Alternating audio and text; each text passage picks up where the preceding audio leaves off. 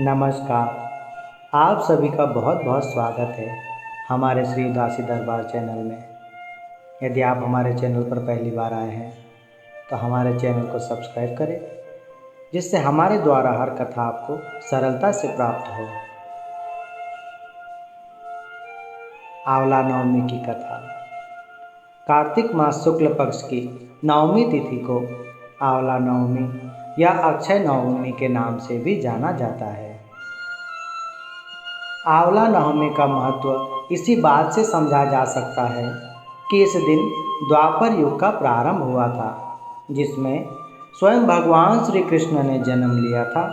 और आंवला नवमी के दिन ही भगवान श्री कृष्ण ने वृंदावन गोकुल की गलियां छोड़कर मथुरा प्रस्थान किया था। इस दिन उन्होंने अपनी बाल लीलाओं का त्याग करके कर्तव्य के पथ पर पहला कदम रखा था। इसी दिन से वृंदावन की परिक्रमा भी प्रारंभ होती है। आंवला नवमी का व्रत संतान और पारिवारिक सुखों की प्राप्ति के लिए किया जाता है। यह व्रत पति पत्नी साथ में रखें तो उन्हें इसका 2 गुना फल प्राप्त होता है। आंवला नवमी के दिन स्नान आदि करके किसी आंवला वृक्ष के निकट जाएं और उसके आसपास साफ सफाई करके आंवला वृक्ष की जड़ में शुद्ध जल अर्पित करें। फिर उसकी जड़ में कच्चा दूध डालें। पूजन सामग्रियों से वृक्ष की पूजा करें और उसके तने पर कच्चा सूत या मौली 8 परिक्रमा करते हुए लपेटें। कुछ जगह पर 108, 21, 7, 9 परिक्रमा भी की जाती है। इसके बाद परिवार के सुख समृद्धि की कामना करके वृक्ष के नीचे बैठकर ही परिवार मित्रों सहित भोजन किया जाता है। आंवला को वेद पुराणों में अत्यंत उपयोगी और पूजनीय कहा गया है।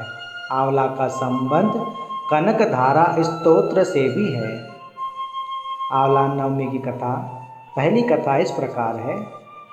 आंवला नवमी की कथा माँ लक्ष्मी से जुड़ी होने के कारण इस दिन सर्वप्रथम माँ लक्ष्मी की पूजा का विधान है। इसके बाद आंवले के वृक्ष की पूजा की जाती है। इस दिन पूजा करने से माँ लक्ष्मी के साथ भगवान विष्णु और भगवान शिव जी की कृपा प्राप्त होती है। आंवला के बारे में उल्लेख मिलता है कि इसका सेवन करने मात्र से ही श्री हरि प्रसन्न होते हैं। माना जाता है जहाँ पर आंवला का वृक्ष होता है वहाँ विष्णु जी का वास होता है। कार्तिक मास की शुक्ल पक्ष की नवमी के दिन आंवले के वृक्ष की पूजा का महत्व कहा गया है।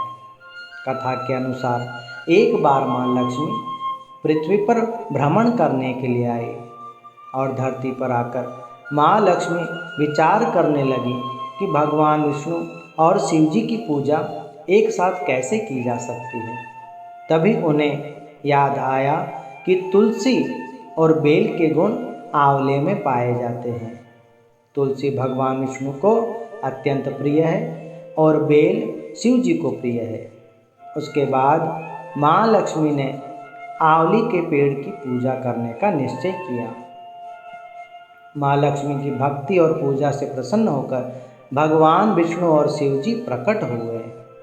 माता लक्ष्मी ने आंवले के पेड़ के नीचे भोजन तैयार करके भगवान विष्णु और भगवान शिव जी को भोजन कराया और उसके बाद उन्होंने खुद भी वहीं भोजन ग्रहण किया। मान्यताओं के अनुसार आंवला नवमी के दिन अगर कोई महिला आंवले के पेड़ की पूजा कर उसके नीचे बैठकर भोजन ग्रहण करती है तो भगवान विष्णु और भगवान शिव जी उसकी सभी इच्छाएं पूर्ण करते हैं। इस दिन महिलाएं अपनी संतान की दीर्घायु तथा अच्छे स्वास्थ्य की कामना करती हैं। आंवला नवमी पर विधि विधान से भगवान विष्णु की पूजा की जाती है और यह कथा श्रवण की जाती है। मान्यता है कि इस कथा को सुनने से व्रत रखने वाली महिलाओं को सौभाग्य की प्राप्ति होती है और माता लक्ष्मी उन पर उनके परिवार पर सदा प्रसन्न रहती है। दूसरी कथा इस प्रकार है। एक राजा था और उसका यह प्रण था कि वह रोज 1.25 मन आंवले का दान करके ही भोजन करना। उसके इसलिए उसका नाम आंवलिया राजा पड़ गया। एक दिन उसके पुत्र और बहू ने सोचा कि राजा इतने सारे आंवले रोजाना दान करते हैं, इस प्रकार तो एक दिन सारा राज्य का खजाना खाली हो जाएगा। इसलिए बेटे ने राजा से कहा कि उसे इस तरह दान करना बंद कर देना चाहिए। अपने पुत्र की बात सुनकर राजा को दुख हुआ और एक दिन राजा और रानी ने महल छोड़ दिया और बियाबान जंगल में जाकर रहने लगे। राजा रानी आंवला दान नहीं कर पाए और प्रण के कारण कुछ खा भी नहीं पा रहे थे। जब भूखे प्यासे 7 दिन हो गए, तब भगवान ने सोचा कि यदि मैंने इसका प्रण नहीं रखा और इसका सत नहीं रखा तो विश्वास टूट जाएगा और इनके प्राणों पर भी संकट आ जाएगा। तो भगवान ने उस जंगल को एक अत्यंत सुंदर और बड़ा राज्य बना दिया। उसमें सुंदर महल, बाग बगीचे और ढेरों आंवले के वृक्ष लगा दिए। और जब राजा रानी प्रातःकाल उठे तो उन्होंने उस राज्य को देखकर बड़ा आश्चर्य हुआ। राजा रानी से कहने लगे, सत मत छोड़े, सूरमा सत छोड़िया पत जाए, सत की छोड़ी लक्ष्मी फिर मिलेगी आए। और इस प्रकार कहकर रानी से बोले, आओ नहा धोकर हम आंवले का दान करें और भोजन ग्रहण करते हैं। राजा रानी ने आंवला दान करके भोजन किया और खुशी खुशी उस राज्य में राज करने लगे। उधर आंवला देवताओं का अपमान करने के कारण वह अपने माता पिता से बुरा व्यवहार करने के कारण बहू और बेटे के बुरे दिन आ गए। राज्य पर दुश्मनों ने आक्रमण कर उसका राज्य छीन लिया और वे निर्धन हो गए, दाने दाने को मोहताज हो गए और काम ढूंढते ढूंढते अपने पिताजी के राज्य में आ पहुँचे। उनके हालात इतने बिगड़े हुए थे कि पिता ने भी उन्हें बिना पहचाने ही अपने काम पर रख लिया। बेटे को राज्य का काम बता दिया और बहू को रानी की सेवा में लगा दिया। बेटे बहू सोच भी नहीं सकते थे कि उनके पिता और माँ इतने बड़े राज्य के राजा हो सकते हैं। सो उन्होंने भी अपने माता पिता को नहीं पहचाना। कहते हैं जब समय चलता है तो कोई उसके सामने नहीं टिक पाता है। एक दिन बहू ने रानी के बाल गूंथते समय उनकी पीठ पर एक मस्सा देखा। उसे यह देखकर रोना आने लगा कि ऐसा मस्सा मेरी सास को भी था। हमने यह सोचकर उन्हें आंवला दान करने से रोका था कि हमारा संपूर्ण धन नष्ट हो जाएगा, परंतु आज वे लोग न जाने कहाँ होंगे। यह सोचकर बहू को रोना आने लगा और उसके आंसू टपक टपक कर सास की पीठ पर पड़ने लगे। और रानी ने तुरंत पलट कर देखा और पूछा कि हे पुत्री, तू क्यों रो रही है?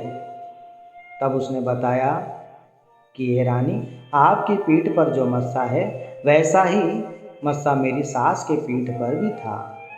हमने उन्हें आंवला दान करने से मना कर दिया था, इसलिए मेरे सास ससुर घर को छोड़कर कहीं चले गए।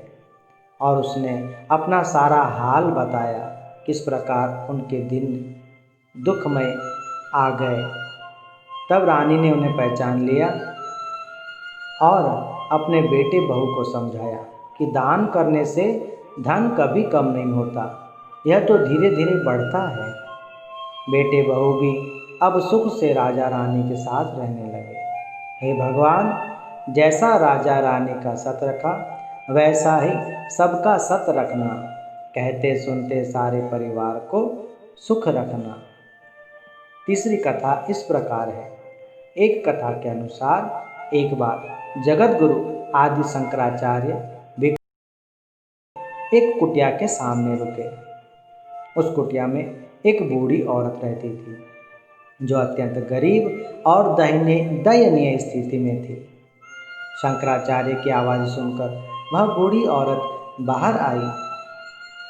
उसके हाथ में एक सूखा आंवला था वह बोली, महात्मन, मेरे पास इस सूखे आंवले के अतिरिक्त कुछ भी नहीं है जो मैं आपको भिक्षा में दे सकूं, इसलिए मेरे इस छोटे से फल को ही स्वीकार करें। शंकराचार्य को उसकी स्थिति पर दया आ गई और उन्होंने उसी समय उसकी मदद करने का विचार किया।